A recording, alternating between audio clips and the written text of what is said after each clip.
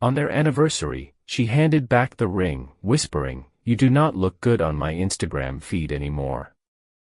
The words do not shout. They slide into your ear like ice water, a cold, quiet venom.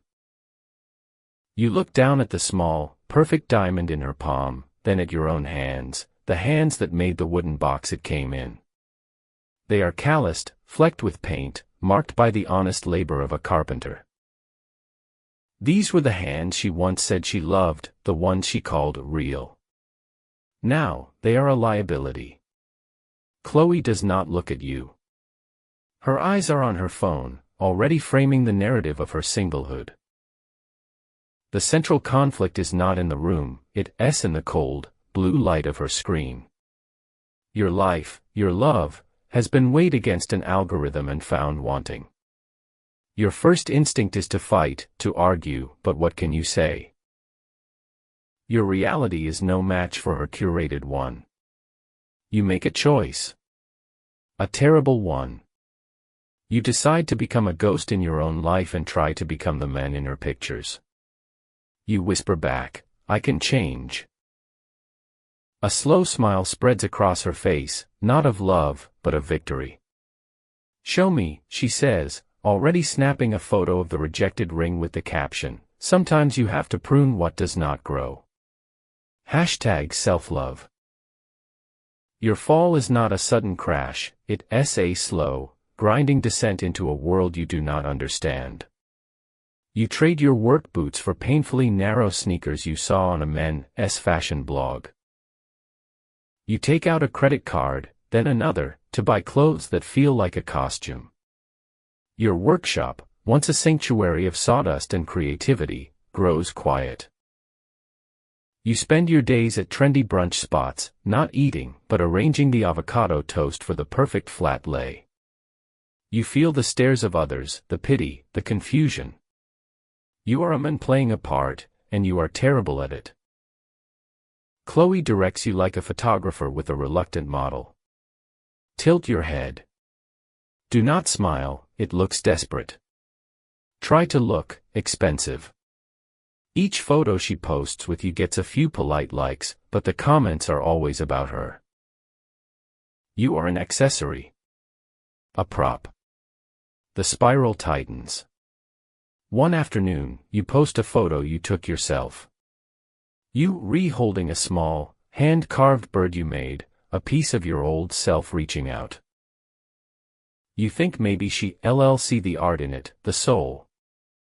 Instead, she comments for all her followers to see, "So cute you still have your little hobbies." Winking face, the winking emoji feels like a slap. That night, an eviction notice appears on your door. The money for rent was spent on a jacket you wore once. You are not only losing her, you are losing everything. Desperate, you are packing your life into cardboard boxes when you find it, a worn leather journal from the first year you were together. It's hers. Your hands tremble as you open it. Her handwriting fills the pages, not with hashtags and brand deals, but with genuine emotion. "Alex's hands," she wrote. "They feel like home." He builds things that last, in a world where everything is disposable. He's my escape from the fake. The words are a punch to the gut. This is the truth.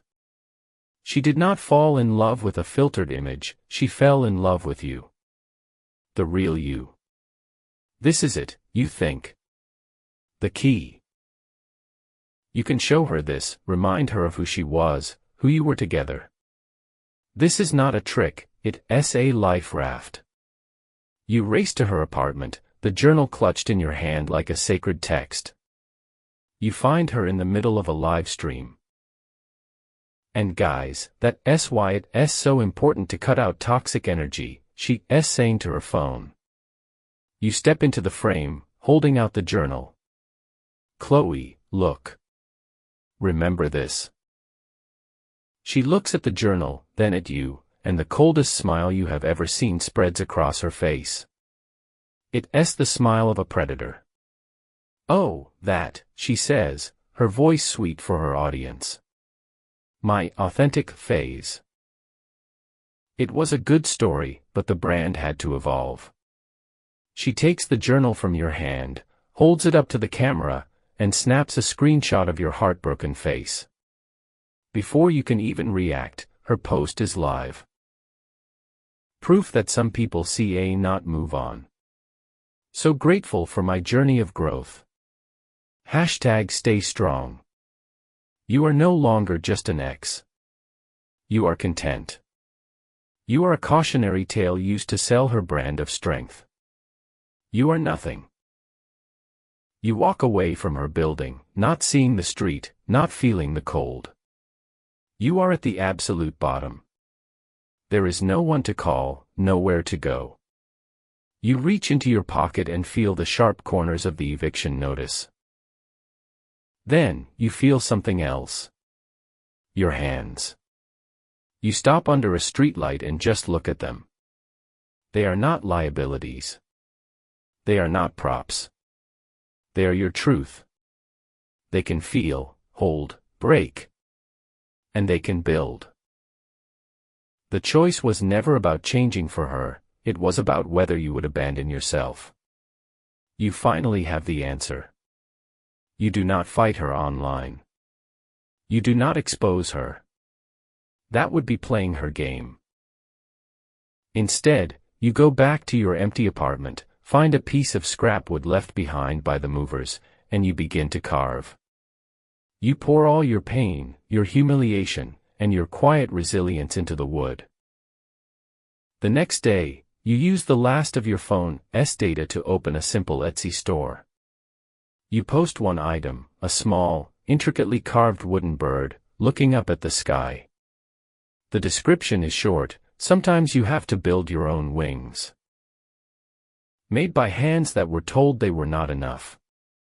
The story spreads, not like wildfire, but like a quiet sunrise. People share it. Orders come in, first 1, then 10, then 100.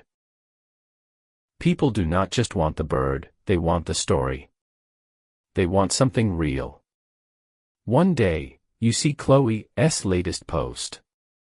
The comment section is a war zone. Your story is everywhere. Her followers are turning on her, seeing the cold calculation behind her curated perfection. Her perfect feed is now stained with an ugly, authentic truth. You close the app. You are in a small, new workshop, the air thick with the smell of pine. You pick up a fresh block of wood, feeling its weight, its potential.